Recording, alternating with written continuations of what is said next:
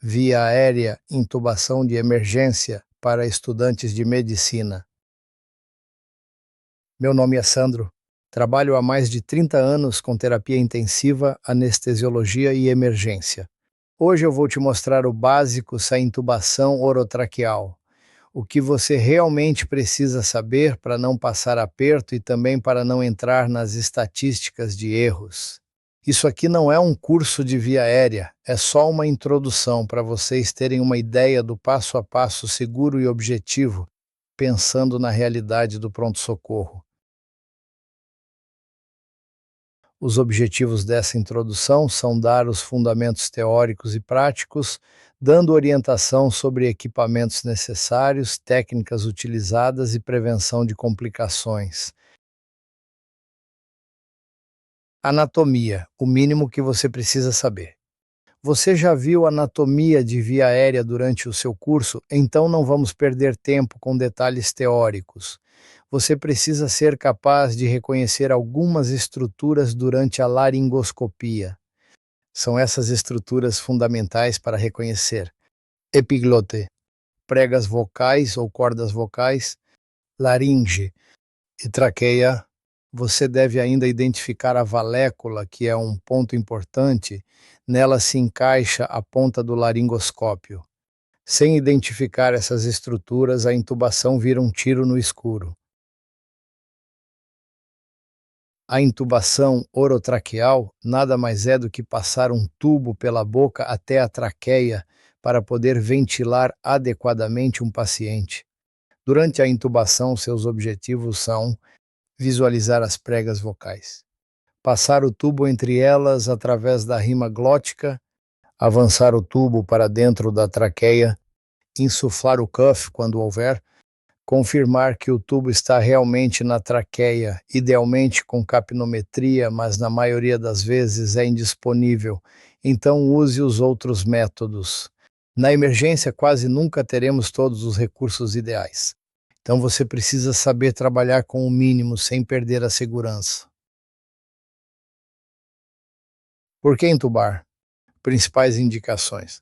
Você não intuba porque acha que é melhor intubar. Você intuba quando precisa proteger via aérea, ventilar melhor, oxigenar melhor ou controlar melhor o paciente crítico. As principais indicações são parada cardiorrespiratória, via aérea definitiva durante reanimação avançada, rebaixamento de nível de consciência, TCE grave, intoxicações, coma, obstrução de via aérea, insuficiência respiratória, procedimentos cirúrgicos. Outros: hipoxemia refratária, doenças pulmonares graves, instabilidade hemodinâmica grave. Quando você precisa controlar rigidamente ventilação e oxigenação para otimizar ressuscitação, choque séptico, cardiogênico, hemorrágico, etc. Em resumo, se a via aérea, a ventilação ou a oxigenação estão claramente ameaçadas, você não espera o desastre acontecer. Intuba garantindo a vida. O que precisa estar pronto antes de começar? Intubar sem preparo é convite para hipóxia, colapso hemodinâmico e óbito. Antes de encostar o laringoscópio no paciente, você precisa ter à mão algumas coisas. Equipamentos como laringoscópio com lâminas adequadas e luz checada. Seringas. Bolsa válvula máscara AMBU conectada a O2 para pré-oxigenação e ventilação de resgate. Estetoscópio. Se disponível também um capnógrafo para confirmar a intubação. É o padrão ouro. Fonte de oxigênio. Aspirador. Medicações, hipnóticos, opioides e bloqueador neuromuscular. Também seria ideal ter disponível videolaringoscópio. Bugie. Máscaras ou tubos laríngeos. Material básico para cricotireoidostomia. Medicações. A técnica que sempre deve ser utilizada em emergência é intubação em sequência rápida. Em outra oportunidade abordaremos detalhes sobre essa técnica. Estudem que é importante.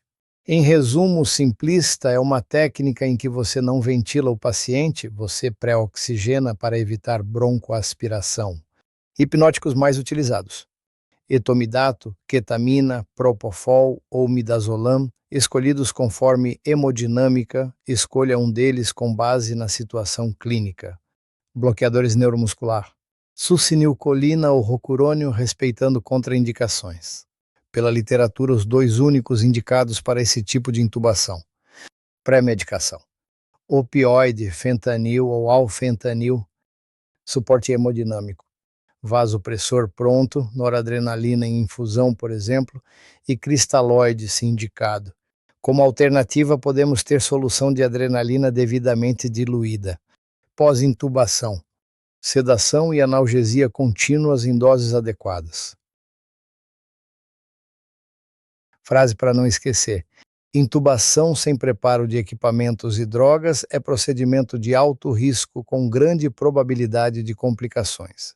Preparação. Antes de encostar o laringoscópio no paciente. Conferir todo o equipamento. Posicionamento do paciente. Posição clássica, sniffing position, posição olfativa. Extensão cervical e elevação do mento. Isso alinha eixos oral, faríngeo e traqueal e facilita a visualização da glote. Em obesos, gestantes, pacientes com abdômen volumoso ou pescoço curto. Fazer rampagem, coxins em forma de triângulo. Elevar dorso e cabeça até alinhar meato auditivo externo com o externo. Pré-oxigenação. Máscara facial ou ambu com alto fluxo de O2. O ideal é não ventilar e sim pré-oxigenar, diminui risco de broncoaspiração. Idealmente 3 a 5 minutos, se o contexto permitir. O objetivo é criar reserva de O2 para aguentar, não cair a saturação de oxigênio no período de apneia durante a laringoscopia. Ainda é mais crítica em pacientes obesos, gestantes, sépticos, hipoxêmicos, crianças. Monitorização básica, cardioscopia e oximetria de pulso. Aqui falaremos da técnica de intubação, mas antes faremos algumas considerações importantes. Medicações utilizadas. Hipnóticos, analgesia com opioide e bloqueio neuromuscular. Intubar pacientes sem sedação, sem analgesia e sem bloqueio neuromuscular, médicos sem treinamento adequado, é receita para trauma, laringoespasmo e desastre. Via de regra se usa. Hipnóticos mais utilizados são propofol, etomidato ou ketamina, escolha conforme hemodinâmica. Opioides, os mais utilizados são fentanil ou, se disponível, alfentanil, serve para atenuar resposta pressórica e dar analgesia adequada. Bloqueadores neuromusculares os utilizados são succinilcolina ou rocurônio, os únicos que devem ser utilizados nessas situações. Verificar contraindicações de cada um deles. Objetivo do uso das medicações: inconsciência, analgesia, relaxamento muscular, técnica de intubação. Isso deve ser praticado um grande número de vezes com acompanhamento e sempre iniciar em manequins de treinamento. Abertura da boca. Com a mão direita, usar polegar e indicador como tesoura suave sobre dentes ou gengivas. Abrir a boca com firmeza controlada, nunca com violência. Cuidado com os dentes. Força excessiva. Pode gerar fratura dentária, clássica causa de processos em anestesia. Lesões em orofaringe. Sangramentos, o que dificulta ainda mais a intubação. Tenha sempre consciência de onde está a ponta da lâmina do laringoscópio. Laringoscopia e visualização da glote. Pegada do laringoscópio sempre na mão esquerda. Introduzir a lâmina pela boca, desviando a língua para a esquerda. A lâmina é uma alavanca de visualização, não de apoio nos dentes. Avanço da lâmina. Avançar seguindo a curvatura da língua. Lâmina curva vai com a lâmina até a valécula. Lâmina reta pode ir sobre a epiglote, pouco usada em nosso meio. Elevar o cabo para frente e para cima, em direção ao pé do leito, sem fazer alavanca nos incisivos. Objetivo durante a laringoscopia é visualizar na abertura glótica, é o que você procura nessa hora. Primeiro procure a epiglote, depois vai ajustando até ter visualização das cordas vocais. Nem sempre é assim, às vezes mesmo fazendo uma ótima laringoscopia não conseguimos essa visualização clássica. Aí podemos usar uma classificação Cormack-Lehan, que nos mostra quanto teremos de dificuldade ou facilidade na visualização da abertura glótica. Isso serve para decidir a melhor conduta durante a intubação em casos mais difíceis. Grau 1, glote totalmente visível, ótimo, segue com o tubo e laringoscopia tradicional. Grau 2, parte das cordas visível, ajuste posição da cabeça e manobra de burp, que é uma manobra externa que auxilia a visualização da glote, deslocando a cartilagem tireoide para trás, para cima e para a direita, o que é útil quando a laringe está muito anterior e dificulta a passagem do tubo orotraqueal. Grau 3 ou 4, só visualiza a epiglote ou nada. Reposicionar cabeça, otimizar técnica, usar guia, bugie, videolaringoscópio, ou seja, técnicas mais avançadas. Após 2 ou 3 tentativas, se continuar ruim, parar, oxigenar novamente, chamar ajuda e tratar como via aérea difícil. Regra de segurança: não faça várias tentativas às cegas. Cada tentativa longa aumenta hipóxia, trauma e edema de via aérea. Inserção do tubo orotraqueal.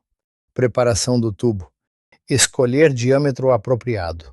O mulher adulta, geralmente número 7 ou 8 milímetros. O homem adulto, geralmente 7,5 a 8,5 milímetros. Ajuste conforme biotipo. Colocar estilete fio-guia. O moldar em J suave. O ponta do estilete, fio-guia, sempre recuada em relação à ponta do tubo para evitar perfuração. Trajeto de inserção. Introduzir o tubo com a mão direita pela comissura labial direita. Avançar sempre sob visão direta, direcionando a ponta entre as cordas vocais. Sensação tátil durante a introdução do tubo. Leve resistência ao passar pelas cordas, normal. Resistência dura, estranha. Pare, pode ser trauma de estrutura laríngea ou parede traqueal. Depois que passou as cordas vocais, segurar o tubo com firmeza, retirar o estilete, fio-guia com cuidado sem deixar o tubo sair do lugar. Retirar o laringoscópio mantendo o tubo estável, conectar o ambu ao circuito para iniciar ventilação. Confirmação da posição do tubo. O tubo pode estar correto na traqueia, errado no esôfago, profundo demais, no brônquio fonte direito, intubação seletiva. Você é obrigado a confirmar. Métodos imediatos. Ausculta pulmonar. Escutar ápices e bases dos 2 hemitórax. Escutar região epigástrica. Interpretação básica na ausculta. Sons bilaterais e simétricos. Provavelmente tudo certo. Som só à direita, intubação seletiva direita, recuar mais ou menos 1 centímetro e auscultar de novo. Som de ar no epigástrio e ausência no tórax, provável intubação esofágica. Capnografia, se disponível. Presença de onda de CO2 sustentada em alguns ciclos, ventilação traqueal. Ausência de CO2 ou onda que some em 1 a 2 ciclos, pode ser esôfago ou parada circulatória. Em paciente com circulação, ETCO2 é padrão ouro clínico imediato. Observação clínica. Expansão torácica bilateral. Abdômen sem distensão importante. Saturação subindo depois de alguns ciclos, lembrando atraso do oxímetro. Confirmação radiológica. RIS de tórax assim que possível. Ponta do tubo, idealmente 2 a 3 centímetros acima da carina. Erro clássico e grave. Assumir que entrou e ficar ventilando o esôfago por 20 minutos. Isso enche o estômago de ar, piora a hemodinâmica e pode levar à parada cardíaca. Erros frequentes e como não pagar esses pecados. Posicionamento inadequado. Pré-oxigenação insuficiente.